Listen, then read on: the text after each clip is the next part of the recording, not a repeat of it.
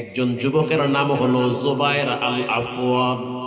দেখতে অনেক সুন্দর। উয়ুনুল হিকায়াতে আসছে যুবকের মা নাই, শুধু বাবা আছে। এই যুবকের মা যেহেতু নাই, বাবা আছে, বাবার খেদমত করার কেউ নাই।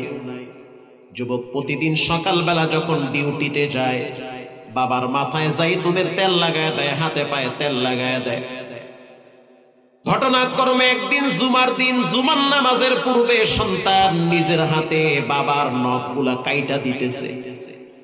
বাবাই বলতে আছে, সন্তান তোমার মা তো মারা গেছে অনেক আগে, তোমার মা না থাকার যে কষ্টটা আমি অনেকটাই ভুলে গেছি তোমার ব্যবহারের কারণে। আল্লাহু আকবার।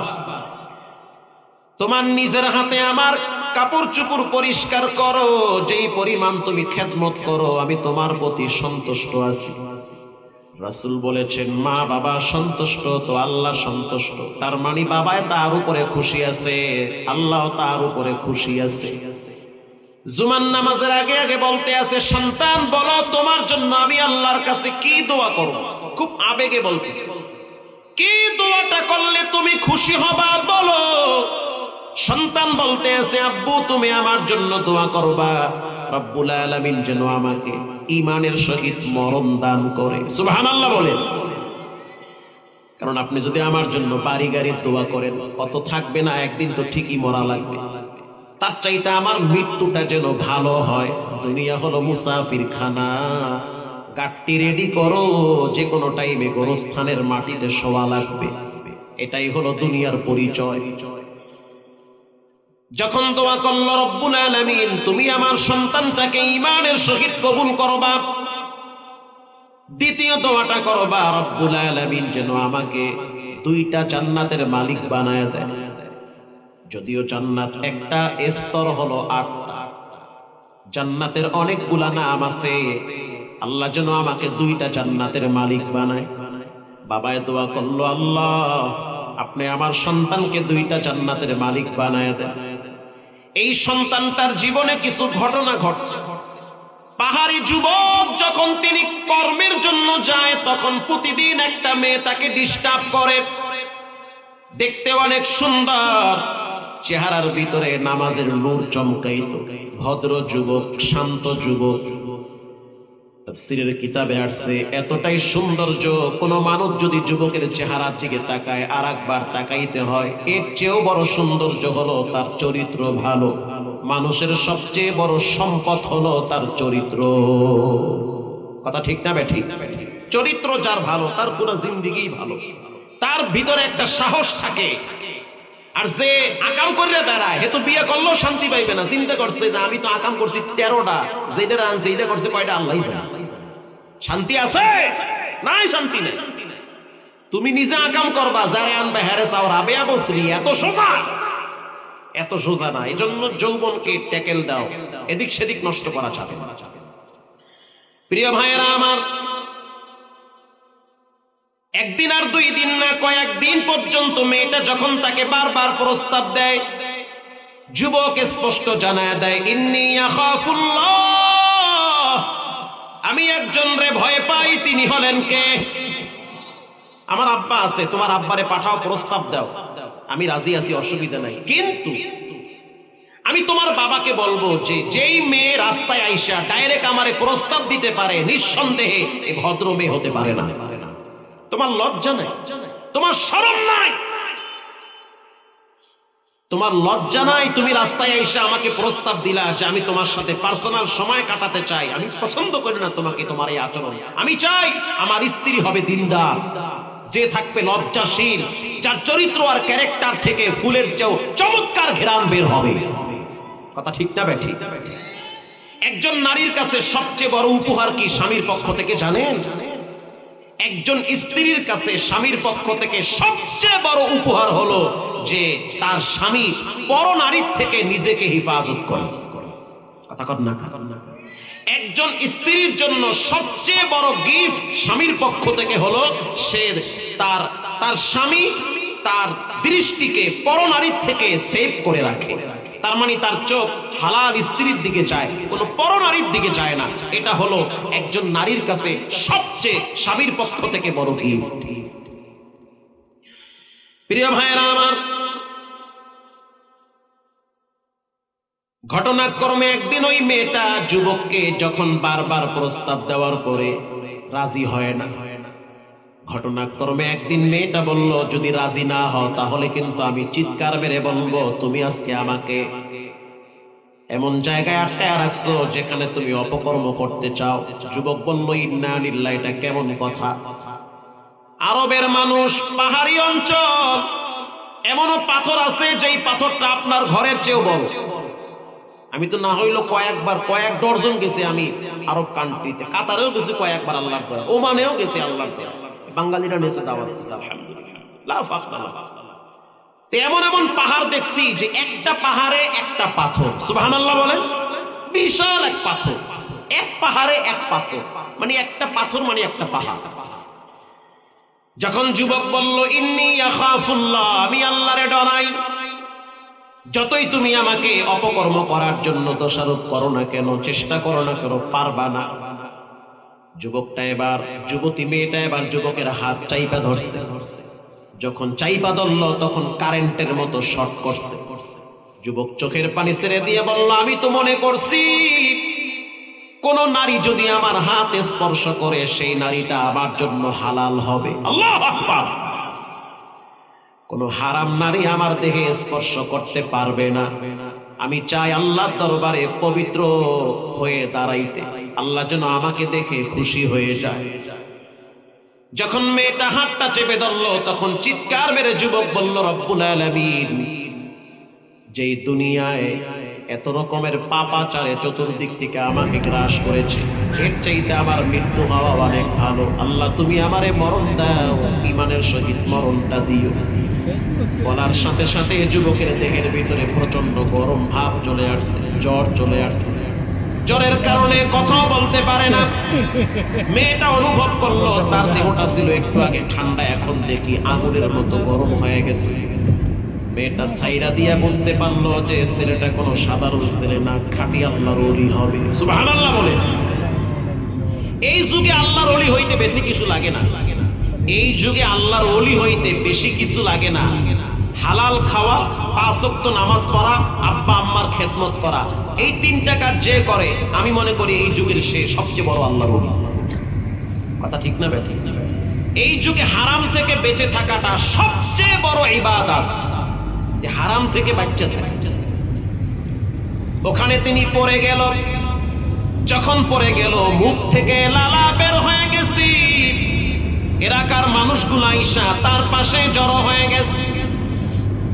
যখন তার পাশে জড়ো হয়ে গেল তখন তার মুখ থেকে কালেমা শাহাদাত বের হচ্ছে, আশহাদু আল্লা ইলাহা ইল্লাল্লাহু ওয়া আশহাদু আন্না মুহাম্মাদান আবদুহু ওয়া রাসূলুহু। নারায়ে তাকবীর। এটা যখন বের হয়ে গেল চেহারা হলুদ হয়ে গেছে। এই জান্নাতি যুবক শুয়ে আছে। যুবকের বাবারে খবর দেওয়া হয়, তোমার সন্তান জুবাইর আল আফওয়ান বিদায় হইছে, লাশ দাফন করা লাগবে, আসো। বাবা লাঠিতে ভর দিয়া চলে আসছে। গোসল করানো হয়েছে। লাশটারে যখন কবরে রাখবে বাবাই নিজে কবরে নামছে। কবরে নাইমা চেহারাটারে কেবলার দিকে ফিরাইয়া বলতে আছে, আল্লাহ আমি ওর বাবা, ওরে আমি বড় ভালোবাসি, আমি ওর উপরে সন্তুষ্ট আছি, তুমিও ওর উপরে সন্তুষ্ট থাকো, কবরের মাটি দিয়া ওরে চাপ দিও না, আল্লাহু আকবার, ওরে শাস্তি দিও না। আমি জানি কবরের শাস্তি কঠিন শাস্তি, কবরের আযাব ভয়ঙ্কর আযাব। রাসূল বলেছেন, আও হুফরাতুম মিন হুফারিন নার, কবর কারো জন্য জাহান্নামের গর্ত হয়ে যাবে। আয় আল্লাহ তুমি আমার সন্তানটারে বাঁচাও।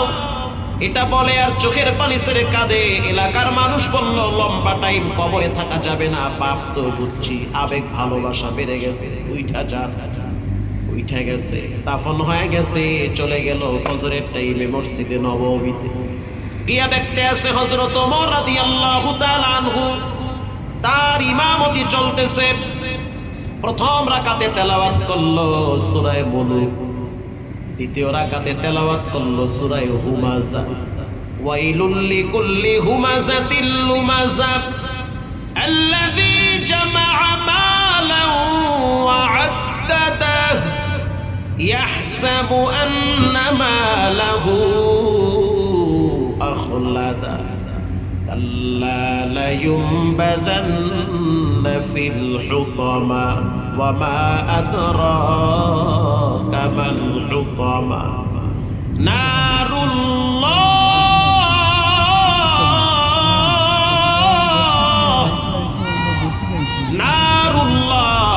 আল্লাহর আগুন। আল্লাহ বলে আমার আগুন সোজা হয়ে যায়, এমন ভাবে বেকা বানাবো উইরা কয়লা বানায় সারবো। নারুল্লাহ, আল্লাহর আগুন। কার আগুন? আল্লাহর আগুন। দুনিয়ার চাইতে 69 গুণ পাওয়ার হবে আল্লাহর আগুন। আল্লাহর আগুনের ডরায় বিদায় তো মানুষ নামাজ পড়ে, আল্লাহর আগুনের ভয় পায় বিদায় তো অনেক অফিসার দেখছি ফজরের টাইমে কাঁপতে কাঁপতে ফজরে গিয়া হাজিরা দেয়। সেনাবাহিনীর গাড়ি দেখলাম থামায় শীতের ভিতরে উজু কইরা মসজিদে ঢুকছে। আরে ভাই আপনারা হুজুর আপনার বয়ান তো নেটে দেখি ভালোই তো লাগে, আপনি এখানে আইসি ফজর পড়তে যাবো আর এক জায়গায় বসে ফজরের ভিতরে শীতের ভিতরে মসজিদে আসছেন। জবাব দিল হুজুর চাকরি করি, দুনিয়ার ডিউটি প্যাডের ডিউটি, আর নামাজ পড়লাম কবরের আযাব থেকে বাঁচার জন্য। আল্লাহু আকবার। ক্লাস 6 এর ছাত্র আমি ধানমন্ডিতে দেখছি, 7 এর ছাত্র দেখছি তাকওয়া মসজিদে শীতের ভিতরে সিজদায় লুটিয়ে পড়ে। কেন তুমি আসছো? বলে দুনিয়ায় লেখাপড়া করি, দুনিয়ার পেট সামাল দেওয়ার জন্য, চাকরি করব, টাকা পাবো, আর এই যে শীতের ভিতরে সিজদায় লুটিয়ে পড়লাম। আমার আব্বাও আসছে মসজিদে, মা ঘরে নামাজ পড়ছে, শুধুমাত্র কবরের আযাব থেকে বাঁচার জন্য, জাহান্নামের আগুন থেকে বাঁচার জন্য। শীতের ভিতরে আপনাদের মসজিদে কিছু মুসল্লি আসে না? নাই? মসজিদে মুসল্লি আসে না? কিছু তো আসে। এখানে শীতের ভিতরে আজকে ফজরে মসজিদে গিয়ে নামাজ কে কে পড়ছেন আমাকে একটু হাত দেখাইতে পারবেন? বেশি না 2-4 জন দেখা। মাশাআল্লাহ মাশাআল্লাহ, হাত নামা পাইছে মা। ওই আমার 2-1 জন যুবক আমি দেখছি। মারহাবা, আল্লাহু আকবার। শীতের ভিতরে মসজিদে গিয়া এত কষ্ট কইরা সিজদা দেওয়ার অর্থ কি? মানে হলো নারুল্লাহ, আল্লাহর জাহান্নামের আগুন থেকে বাঁচার জন্য। ঠিক না বেঠিক? ফজরের নামাজ যারা পড়ে তাদের দিলে এমন একটা শান্তি, ওই শান্তি কোটিপতিওয়ালারাও পায় না। কসম আল্লাহ, যেই লোকটা ফজরের নামাজ পড়ে ফজরের বাতাস যার দেহে লাগে, ওর মনে যেই শান্তি, ওই শান্তি এসিরুমে ঘুমায়া জীবনে পায় না। যেই মুসলমান ফজর বাদ দিয়া 10টায় ঘুম থেকে উঠে, ওর ভিতরে মনে হয় যে আমি চুরি করে ঘুম দিয়ে উঠছি। কথা কন না? চেহারা যখন বেসিং এর সামনে যায় তখন ভিতর থেকে আওয়াজ আসে, ওরে না ফারমান, কেমনে ঘুমাইনি সারা রাত? ফজর কেন পড়লি না? চাইলে তো রব ফ্যান ফালাইয়া জায়গায় ডেট বানাইতে পারে, চাইলে পাশের রুমে গ্যাস সিলিন্ডার বাস্ট কইরা পুইরা কয়লা বানাইয়া বেকা বানাইতে পারত। অথচ ফজরের নামাজ না পড়া যেই চেহারাটা সূর্যে দেখানো হয়, সূর্য থেকে লানত। 24 ঘন্টা মানুষকে দাও, 1.5 ঘন্টা আল্লাহকে দাও না, কিসের তুমি আল্লাহর বান্দা? রাগ করতেছেন? মাফ করে দিয়ে।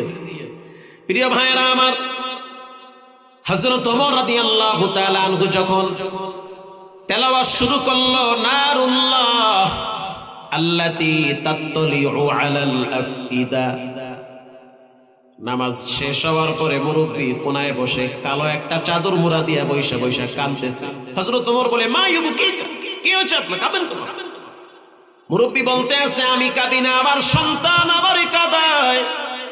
নিজের হাতে আমি আমার জুবায়েরকে কবরে রাখছি। বাপ হইয়া সন্তানের লাশ যদি ঘাড়ে নেই, পৃথিবীর সবচেয়ে বড় বোঝা। এজন্য আমার কষ্ট লাগতেছে, না জানি আমার রব কেমন ব্যবহার করে।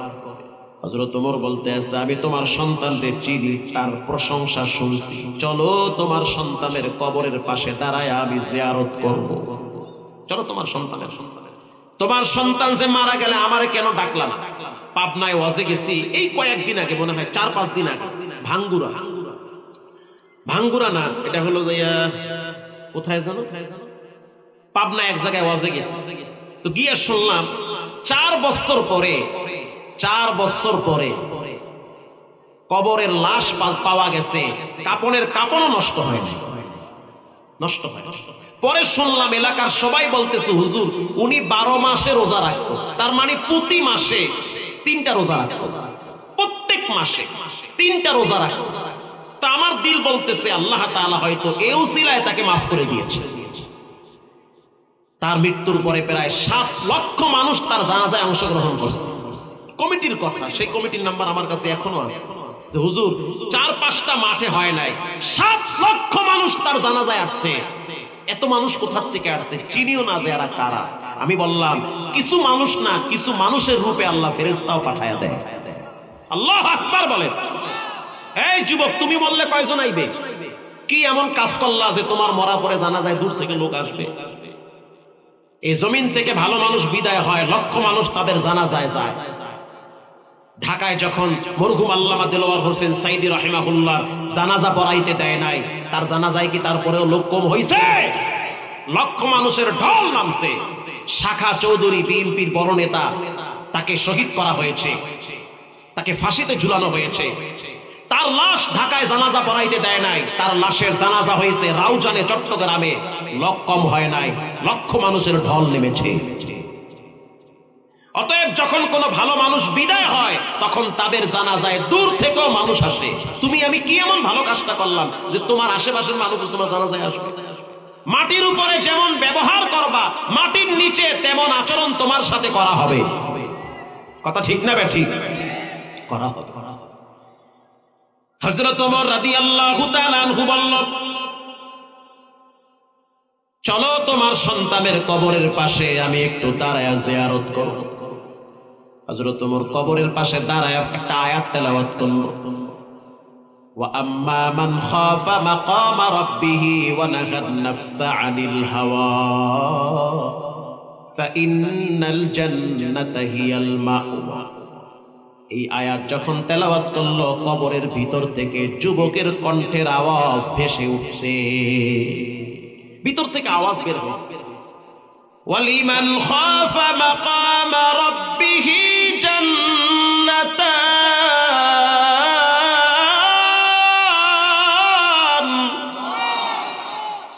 ওয়ালিমান খাফা মাকামা রাব্বিহি জান্নাতান।